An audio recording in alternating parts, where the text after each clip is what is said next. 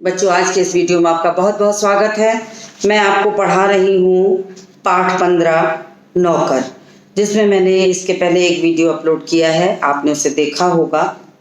मैंने गांधी जी के जीवन के बारे में यहाँ बहुत कुछ बताया आपको कि उनके जीवन में शारीरिक श्रम का क्या महत्व है।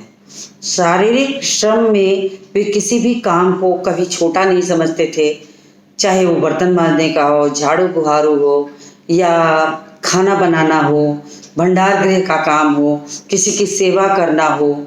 वो किसी काम के लिए किसी दूसरे का मुंह नहीं देखते थे, और इसीलिए जब कभी कोई उनसे घमंड भरे या भाव से कोई बात कहता तो वे उससे उसी तरह का कार्य कराते जिससे उसे ये सबक मिल जाता कि काम कोई छोटा बड़ा नहीं होता है।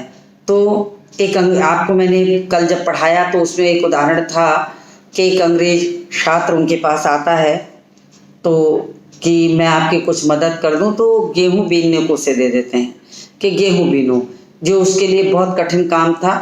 तो उन्होंने उनसे विदा मांगी और चलते गए। तो यहाँ ये सब चीज़ें मैंने आपको पाठ के पहले वाले हिस्से में बताया है, और मैं अब आज आपको जिस अंश को मैंने जहाँ छोड़ा था वहीं से पढ़ूंगी। उसके एक लाइन में पढ़ के तब तक आपको बता देती हूँ कि कहाँ से मैं आपको पढ़ा रही हूँ। एक बार किसी तालाब की भराई का काम चल रहा था। आप अपनी पुस्तकों में वो लाइन मिला लीजिए, और मिलाने के साथ आप मेरे साथ बैठिए ताकि आपको पंक्तियाँ मिल जाएं। फिर मैं प्रारंभ करती हूँ। उसके पहले की कथा आप पढ़ चुके हैं, तो मैं अब सीधे अपने उस अंश पर आ जाती हूँ जहाँ से मुझे पढ़ाना है। मैं उसको पढ़ती हूँ, फिर आप सुनिए। एक बार किसी तालाब की भराई का काम चल रहा था जिसमें गांधी जी के साथी लगे हुए थे। एक सुबह काम खत्म करके वे लोग फावड़े, कुदाल और टोकरियां लिए जब वापस लौटे तो देखते हैं कि गांधी जी ने उनके लिए तश्तरियों में नाश्ते के लिए फल आदि तैयार करके रखे हैं। देखिए कितना सुंदर वर्णन यहाँ पर है कि कोई काम छोटा बड़ा नहीं होता। काम करने वालों के तरीके से व्यक्ति की महानता का पता चलता है। यहाँ देखिए कि तालाब की भराई का काम चल रहा था। कुछ लोग तालाब में भराई का काम कर रहे हैं और गांधी जी के साथ लगे हुए थे। एक सुबह जब काम खत्म करके लोग फावड़े, कुदाल, टोकरियां लिए हुए वापस आते हैं तो गांधी जी उनके लिए नाश्ता तैयार करके रखते हैं कि मेहनत करके परिश्रम करके आ रहे हैं तो उन्हें नाश्ता तैयार करके रखते हैं। ये भी एक बहुत बड़ा काम है। एक साथी ने पूछा, आपने हम लोगों के लिए यह सब कष्ट क्यों किया? लोगों को ये लगा कि हम लोग तो परिश्रम करने वाले लोग हैं और गांधी जी हमसे भी ज़्यादा परिश्रम करते हैं। हम लोग काम करके अभी आए भी नहीं थे कि हमारा नाश्ता तैयार करके उन्होंने रख दिया। तो उसने एक व्यक्ति ने पूछ लिया हमसे कि आपने हम लोगों के लिए यह सब कष्ट क्यों किया? क्या यह उचित है कि हम आपसे सेवा कराएं? कितनी अच्छी बात कर रहा है कि उन मजदूरों ने, साथियों ने, मजदूर क्या कहना, साथी कहते हैं, कि साथियों ने उनसे कहा कि आपने हमारे लिए इतना कष्ट क्यों उठाया? ये तो उचित नहीं है कि आप मेरे लिए कष्ट उठाएं इतना, और हम आपकी सेवा करें ना तो सेवा ले कैसे? तो उन्होंने यहाँ पर यही कहा कि हम आपसे सेवा कराएं, ये उचित है। गांधी जी ने मुस्कुराकर उत्तर दिया, क्यों नहीं, मैं जानता था कि तुम लोग थके मांदे लौटोगे। देखिए इसे प्रेम कहते हैं। उन्होंने कहा कि क्यों नहीं, क्या दिक्कत है? मुझे पता है कि तुम सब इतना बड़ा काम करके आए हो, तालाब की भराई का, थके मांदे हो, तो मैंने तुम्हें नाश्ता करा दिया। तो उन्होंने यही जवाब दिया कि क्यों नहीं, मैं जानता था कि तुम लोग थके मांदे लौटोगे। तुम्हारा नाश्ता तैयार करने के लिए मेरे पास खाली समय था। देखिए किसी भी इंसान के सामने अगर ये स्थिति आएगी तो उसका प्रेम दुगना हो जाएगा। अगर हम और आप भी ऐसी जगह पर होंगे तो हमारा प्रेम सामने वाले के प्रति बहुत दुगना हो जाएगा कि ये देखिए प्रेम है, कि हमें मजदूर, हमें कमजोर या अलग नहीं समझते, हमारे लिए नाश्ता तैयार करके रखते हैं। तो उन्होंने कहा कि मेरे पास खाली समय था तो मैंने तैयार कर दिया, तुम सब थके हो, आराम से नाश्ता करो, आराम करो। फिर देखिए, दक्षिण अफ्रीका में रहने वाले भारतीयों के जाने माने नेता के रूप में गांधी भारतीय प्रवासियों की मांगों को ब्रिटिश सरकार के सामने रखने के लिए एक बार लंदन गए। यानी एक बार की बात बताई जा रही है कि एक बार दक्षिण अफ्रीका में रहने वाले जो प्रवासी भारतीय थे, विदेश में रहने वाले जो लोग होते हैं उनको प्रवासी कहते हैं, तो प्रवासी जो भारतीय थे उनकी मांगों को लेकर ब्रिटिश सरकार के सामने गांधी जी उनसे मिलने एक बार लंदन गए। वहाँ उन्हें भारतीय छात्रों ने एक शाकाहारी भोज में निमंत्रित किया।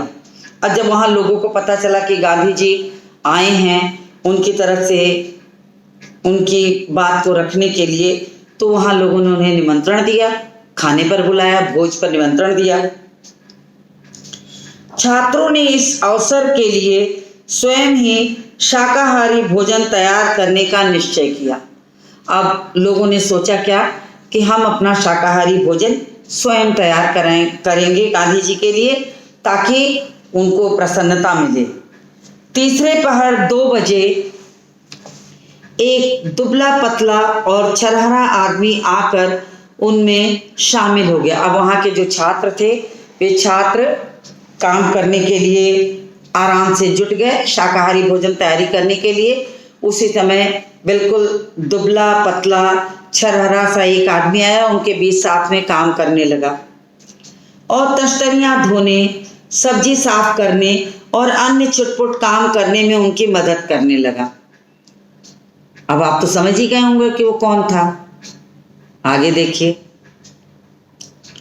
बाद में छात्रों का नेता वहां आया तो क्या देखता है कि वह दुबला पतला आदमी कोई और नहीं, उस शाम को भोज में निमंत्रित उनके सम्मानित अतिथि गांधी जी थे।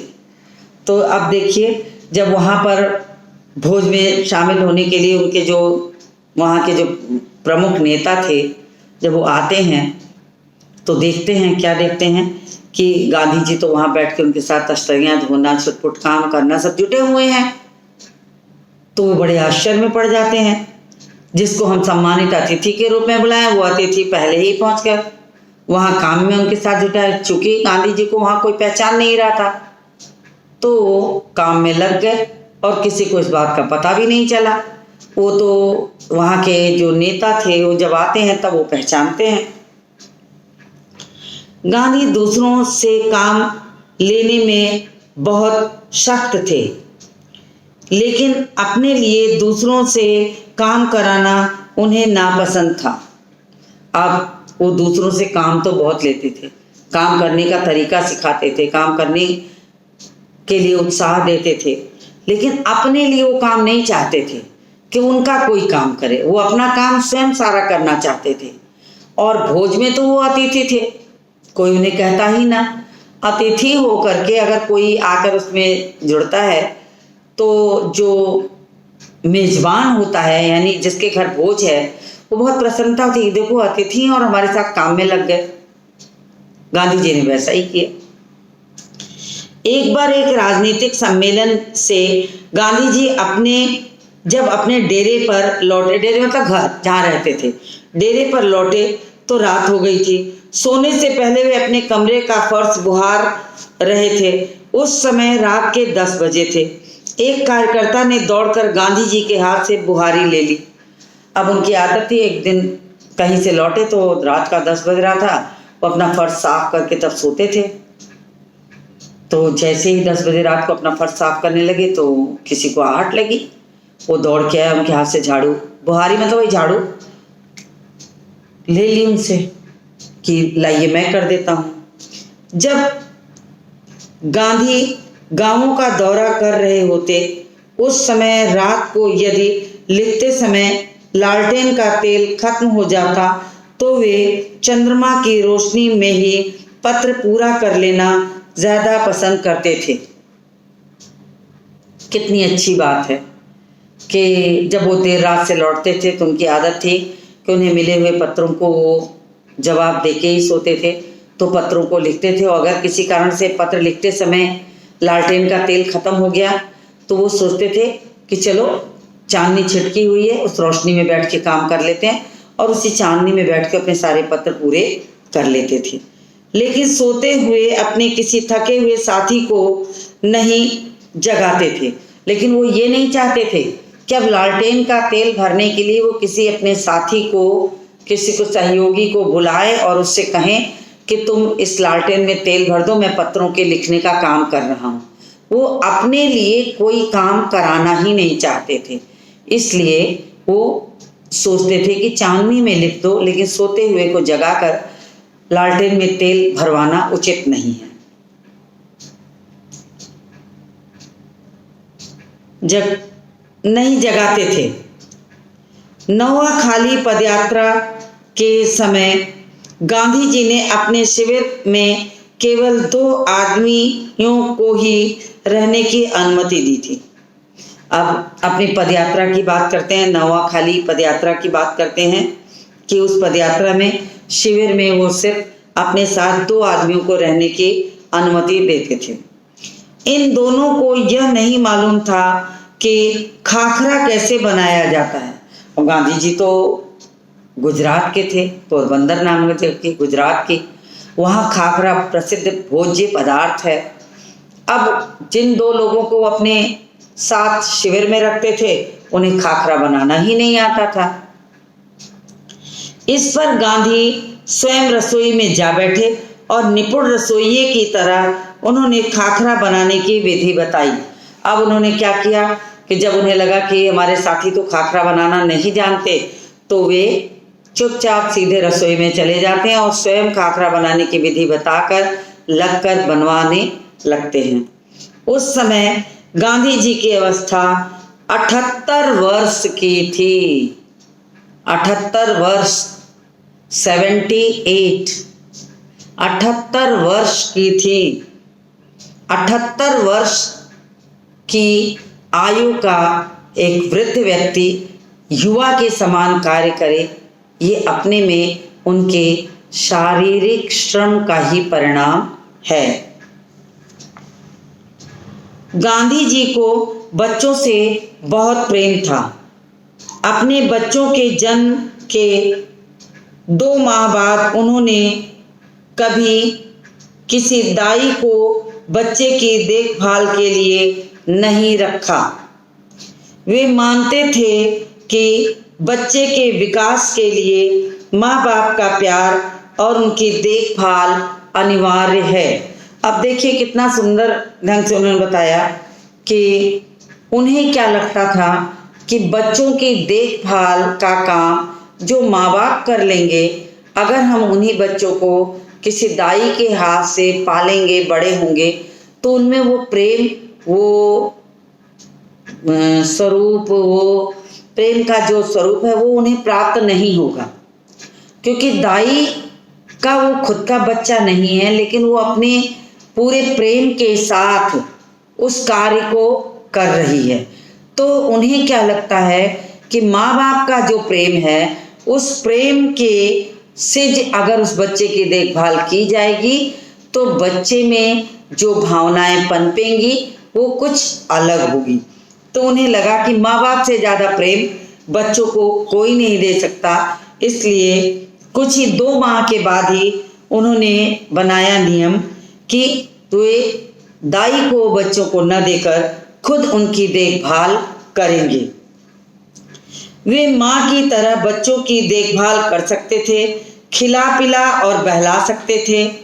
एक बार दक्षिण अफ्रीका में जेल से छूटने के बाद घर लौटने पर उन्होंने देखा कि उनके मित्र की पत्नी श्रीमती पोलक बहुत ही दुबली पतली और कमजोर हैं उनका बच्चा उनका दूध पीना छोड़ता नहीं था।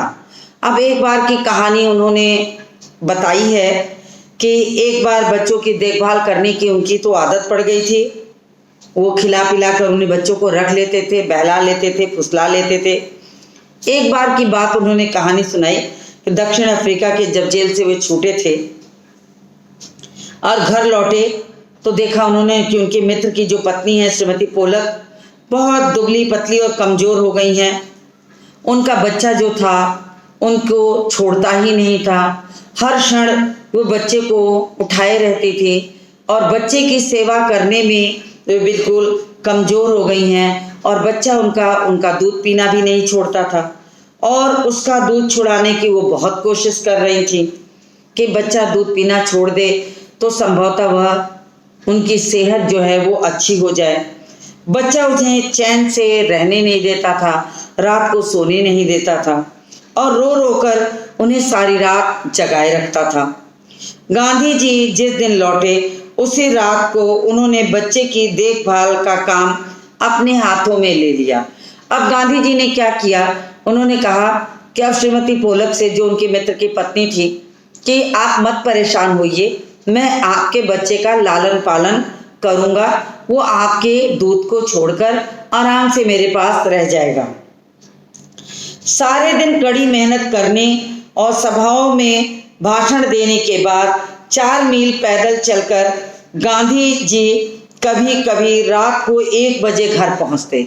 अब देखिए कि रात को 1 बजे कभी कभी वो घर पहुंचते थे और देखते थे कि श्रीमती पोलक जो हैं वो बच्चे को लेकर पड़ी हैं। वो धीरे से जाते थे, बच्चे को उठा लाते थे और अपने बिस्तर पर लिटा लेते थे कि ताकि बच्चे को ये आदत पड़ जाए माँ से थोड़ा हट के रहने के, और इससे माँ की जो सेहत है, श्रीमती पोलक की जो सेहत है, वो थोड़ी अच्छी हो जाएगी। तो वो इतनी चिंता करते थे। तो कभी कभी वो ये भी करते थे और बच्चे को श्रीमती पोलक के बिस्तर पर से उठाकर अपने बिस्तर पर लिटा लेते थे। वह चारपाई के पास एक बर्तन में पानी भरकर रख लेते ताकि यदि बच्चे को प्यास लगे तो उसे पिला दें। अब वो क्या करते थे, श्रीमती पोलक के बिस्तर से बच्चे को उठा लाते थे, अपने पास उसे सुला लेते थे और बच्चा रोए, रात में परेशान करे, इसके लिए वे एक बर्तन में पानी रख लेते थे और कि ताकि बच्चा रोए और जरूरत पड़े तो वो उसे पिला दें। बच्चा कभी नहीं रोता और उनकी चारपाई पर रात भर आराम से सोता रहता। धीरे धीरे श्रीमती पोलक के बच्चों को वो लेकर सोने लगे और धीरे धीरे उसे, जब वो रोता उसे पानी पिला देते थोड़ा सा, और फिर वो धीरे धीरे आदत पा गया और धीरे धीरे करते करते वो उनके पास सोने लगा और फिर वो रात को रोना भी भूल गया। 1 पखवाड़े तक माँ से अलग सुलाने के बाद बच्चे ने माँ का दूध छोड़ दिया और 1 पखवाड़े यानी 15 दिन जब वो अपनी माँ से रोज रात को अलग सोने लगा तो धीरे धीरे उसकी माँ के दूध की आदत छूट गई और वो गांधी जी के पास आराम से सोता था। वे एक बर्तन रखे रहते थे, जब कभी उन्हें लगता था कि बच्चे को किसी चीज़ की आवश्यकता है तो उसकी देख रेख करते और जब थोड़ा रोता तो थोड़ा सा 2 घूंट पानी पिला देते, फिर वो सो जाता। धीरे धीरे उसकी आदत पड़ गई तो उसने, बच्चे ने माँ का दूध छोड़ दिया। गांधी अपने से बड़ों का बहुत आदर करते थे। दक्षिण अफ्रीका में गोखले गांधी जी के साथ ठहरे हुए थे तो उनका ये स्वभाव था कि वे छोटे बड़े सभी का आदर करते थे। उस समय गांधी जी ने उनके दुपट्टे पर इस्त्री की, यानी उनके दुपट्टे को प्रेस किया। वह उनका बिस्तर ठीक करते। देखिए क्या क्या काम करते थे। गोखले जी जब उनके साथ रहते थे तो उनके कपड़ों पर प्रेस करना, उनका बिस्तर ठीक करना, उनको भोजन परोसते थे, खाना खिलाते थे और साथ ही साथ उनके पैर भी दबाते थे। गोखले बहुत मना करते थे लेकिन गांधी जी नहीं मानते थे। वो बहुत मना करते थे कि नहीं तुम ये सब मत करो, लेकिन वो नहीं मानते थे। वो उनके पैर दबाते, कपड़ों पर इस्त्री करते, प्रेस करते, खाना देते, बिस्तर ठीक करते, सारा काम उनका करते।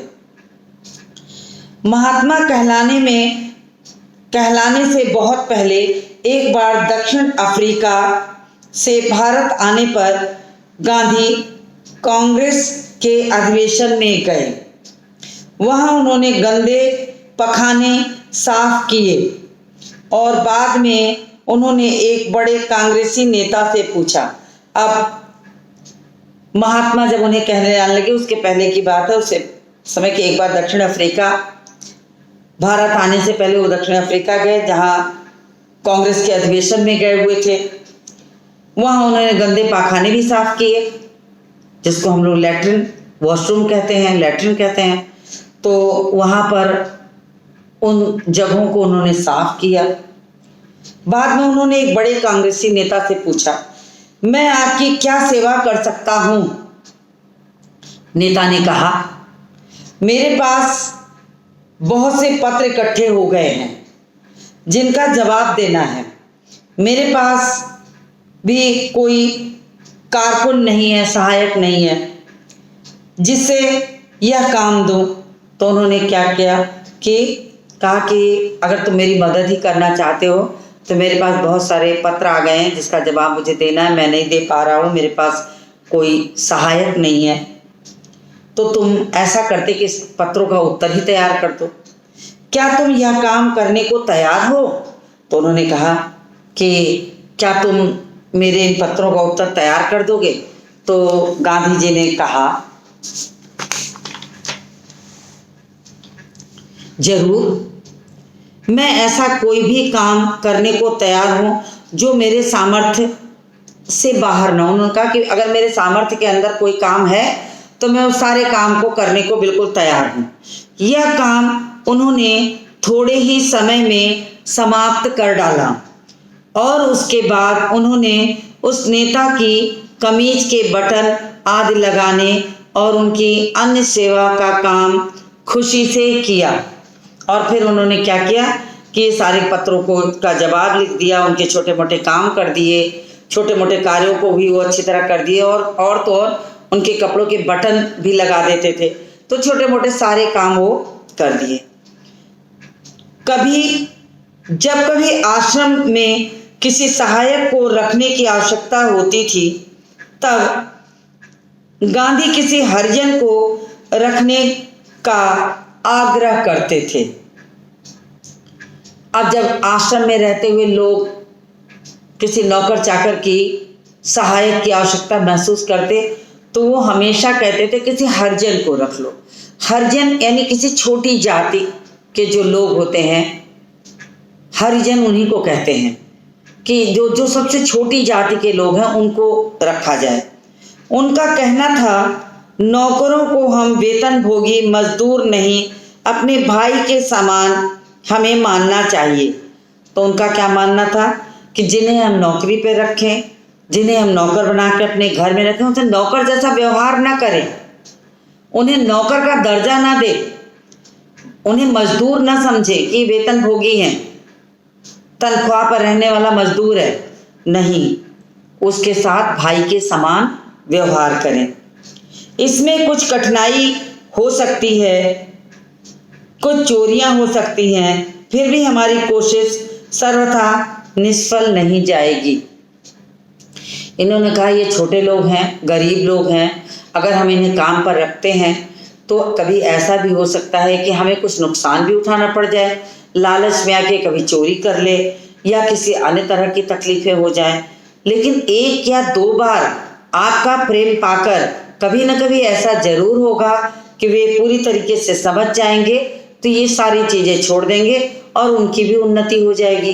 तो ऐसे लोगों को सदैव मदद के लिए भाई बनाकर, नौकर न बनाकर भाई बनाकर अपने घर में रखना चाहिए, ये उनका मानना था। इसीलिए हमेशा वे किसी हरिजन को ही कहते थे कि नौकरी पे रखा जाए, जिसको आवश्यकता है, जो गरीब है, छोटी जाति का है, जिसे कोई नहीं रखता, ऐसे लोगों को रखेंगे तो निश्चित है कि उनको सहायता मिलेगी और हम उन्हें भाई बना के रखेंगे तो उनके सारे जो छोटे मोटे गलतियों वाले काम है वो छूट जाएंगे। आगे देखिए क्या होता है। उन्हें यह मालूम ही न था कि किसी को नौकर की भांति कैसे रखें। एक बार भारत की जेल में उनके कई साथी कैदियों को उनकी सेवा टहल का काम सौंपा गया। एक आदमी उनके फल धोता या काटता, दूसरा बकरियों को धोता, तीसरा उनके निजी नौकर की तरह काम करता और चौथा उनके पाखाने की सफाई करता था। अब देखिए, उन्हें यह मालूम ही नहीं होता था किसी भी नौकर को कैसे रखे, क्योंकि उनका तो मानना था कि नौकर को नौकर मत समझिए, भाई के समान रखिए। और उन्होंने एक उदाहरण इसीलिए दिया कि एक बार भारत की जेल में उनके कई साथी कैदियों को उनकी सेवा टहल में लगाया गया, काम दिया गया।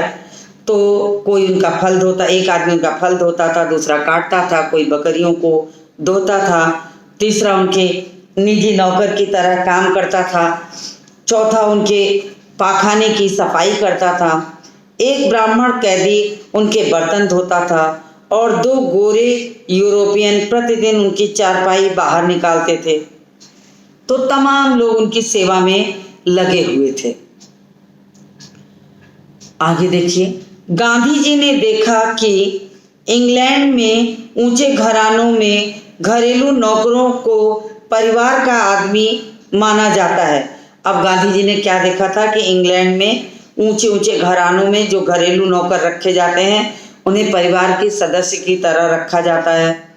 एक बार एक अंग्रेज के घर से विदा लेते समय उन्हें यह देखकर खुशी हुई कि घरेलू नौकरों का उनसे परिचय नौकरों की तरह नहीं बल्कि परिवार के सदस्य के समान कराया गया।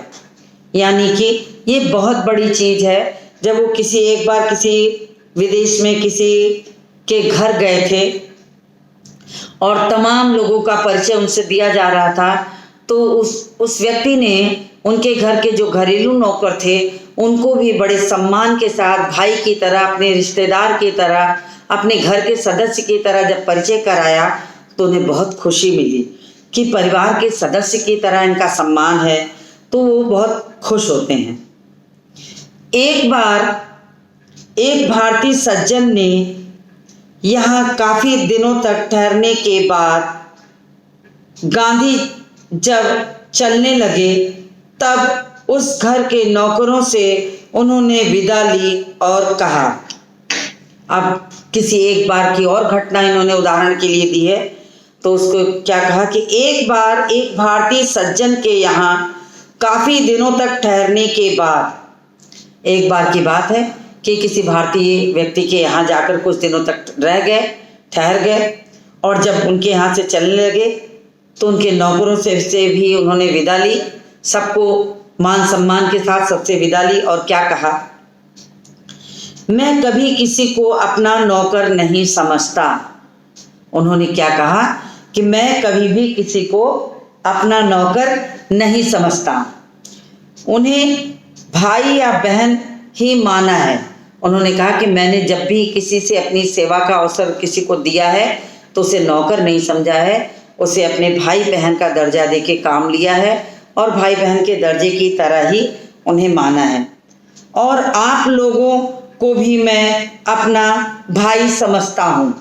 और उन्होंने कहा कि मेरी नज़र में आप भी मेरे भाई हैं, मैं आपको भी भाई का ही दर्जा देता हूँ।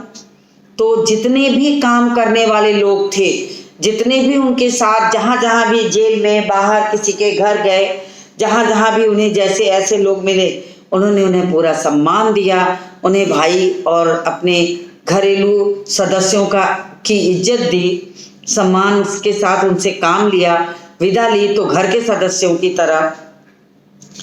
तो उन्होंने कहा मैं अपना भाई समझता हूँ, आपने मेरी जो सेवा की उसका प्रतिदान देने की सामर्थ्य मुझ में नहीं है। उन्होंने कहा कि आपने तो मेरी बहुत सेवा की, अब आपकी सेवा में प्रतिदान शब्द का मतलब हुआ कि जो भी आपने मेरी सेवा की उसके बदले में देने के लिए। तो उन्होंने कहा आपने तो मेरी बहुत सेवा की, अब उस सेवा के बदले में मैं आपकी क्या सेवा करूं, ये प्रतिदान हुआ। वो सामर्थ्य वो कहते हैं मेरे पास नहीं है कि मैं वो सामर्थ्य नहीं रखता हूँ कि आपने जितनी मेरी सेवा की उतनी मैं भी आपको बदले में करके दूं, ये शायद मैं उतना करना भी चाहूं तो नहीं कर सकता हूं। ये भी अपने में गांधी जी का एक बड़प्पन है कि वो ऐसे कहते थे काम करने वालों को और इतना सम्मान देते थे। तो यहाँ पर यही कहा है उन्होंने भी कि यदि मैं उसके बदले में कितना भी आपका एहसानमंद हूँ, बदले में प्रतिदान देना चाहूँ, तो वो सामर्थ्य मेरे अंदर नहीं है, लेकिन ईश्वर आपको इसका पूरा फल देंगे। लेकिन साथ में वो आशीर्वाद देते हैं कि आप जितने परिश्रम से, जितने लगन से, जितने मन से आप दूसरों की सेवा करते हैं, वो सेवा कभी खाली नहीं जाएगी। ईश्वर उसके बदले में आपको अवश्य प्रतिदान देगा, फल देगा। आप अवश्य ही लोगों द्वारा सम्मानित किए जाएंगे। तो इस तरह से आप कभी भी ये मत समझिए कि आप छोटे लोग हैं, आप कभी कमज़ोर हैं, आपको भी सम्मान मिलता है।